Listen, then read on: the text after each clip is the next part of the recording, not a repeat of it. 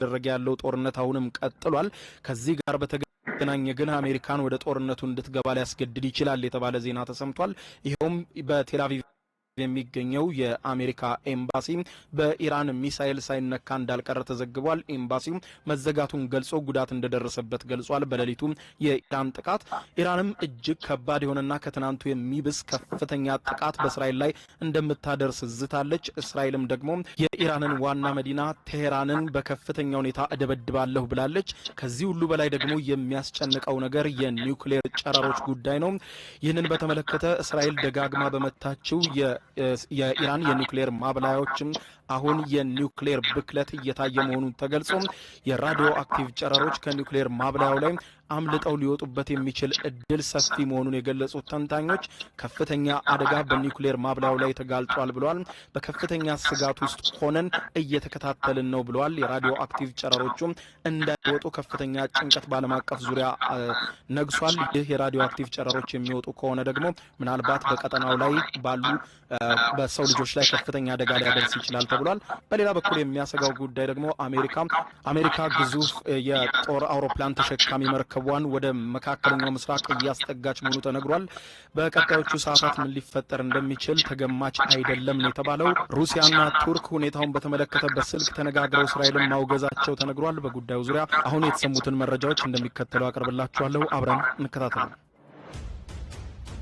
ሰበር ዜና በውጥረት ውሎ እያደረ ባለው በመካከለኛው ምስራቅ እስራኤል የኢራንን የአየር ክልል አሁን ሙሉ በሙሉ ተቆጣጥሬያለሁ በማለት ስትገልጽ የኢራኑ ፕሬዝዳንት ዜጎች ወንጀለኞችን እንዲጋፈጡና እስራኤልን እስካሁን ካየችው በላይ ከፍተኛ የሆነ ጥቃት በዛሬው ዕለት እንደሚጠብቃት መዛታቸው ተሰምቷል። ምንም እንኳን ከኢራን በኩል እስካሁን ማረጋገጫ ባይገኝም የእስራኤል መከላከያ ኃይል ቃል አቀባይ እስራኤል የኢራንን የአየር ክልል ሙሉ በሙሉ መቆጣጠሯን ሲገልጹ ብርጋዴር ጀነራል ኤፊ ዴፍሪን ለመገናኛ ብዙሃን በሰጡት መግለጫ ላይ የኢራን 1/3 የምድር ለምድር የሚሳኤል ማስወንጨፊያን አውድመናል ሲሉ ተናግረዋል።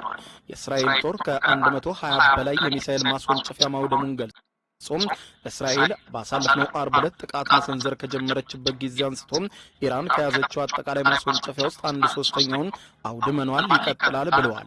በዚህ እንዳለ ደግሞ የኢራኑ ፕሬዝዳንት መሱድ ፔዚሽኪያን ዛሬ ረፋዱን በሰጡት መግለጫ ኢራናውያን የገጠማቸውን የወንጀለኞች የእስራኤልን ጥቃት በጋራ ይጋፈጣሉ በማለት ገልጸው በአንድነት እንቆም፣ ከባድ እርምጃ በእስራኤል ላይ እየወሰድን ነው፣ እስካሁን ከወሰድነው የበለጠ እርምጃ ደግሞ በዛሬው ዕለት እስራኤል ይጠብቃታል ብለዋል።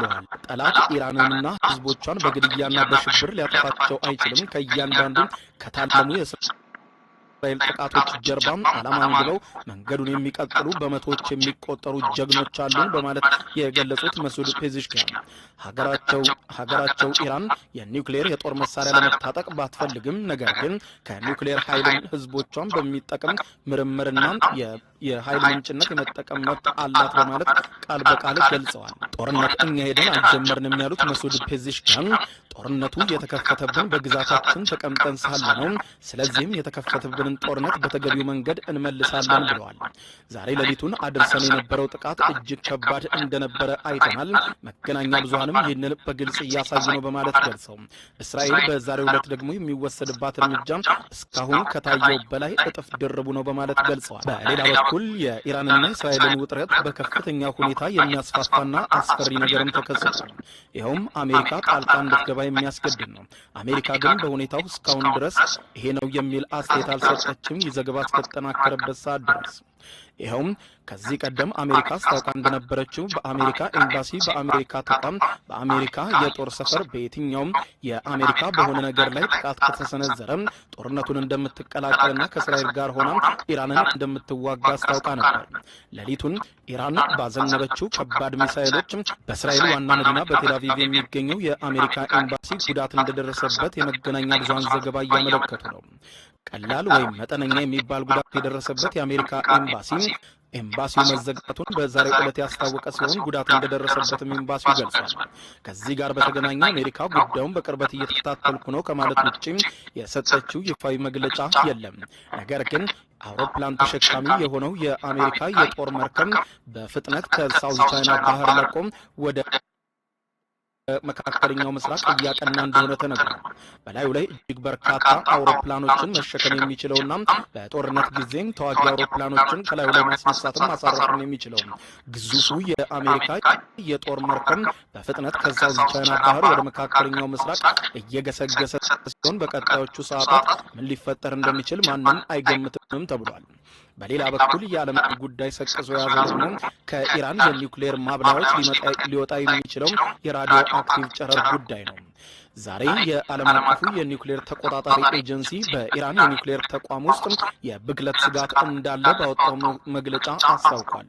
በኢራን ዋና የኒውክሌር ማበልጸጊያ በሆነው በናታንዝ ተቋም ላይ እስራኤል በአየር ድብደባ በመመላለስ እየፈጸመች በመሆኑ የራዲዮሎጂና የኬሚካል ብክለት በአካባቢው እንደሚኖር የዓለም አቀፉ የኒውክሌር ተቆጣጣሪ ኤጀንሲ ዋና ዳይሬክተር ዛሬ ረፋዱን ባወጣው መግለጫ አስታውቋል። የተቋሙ ውጭ ያለው የጨረር መጠን በአሁኑ ጊዜ መደበኛ ነው፣ በጭንቀት ሆነን እየተከታተልን ነው ብሏል ኤጀንሲው።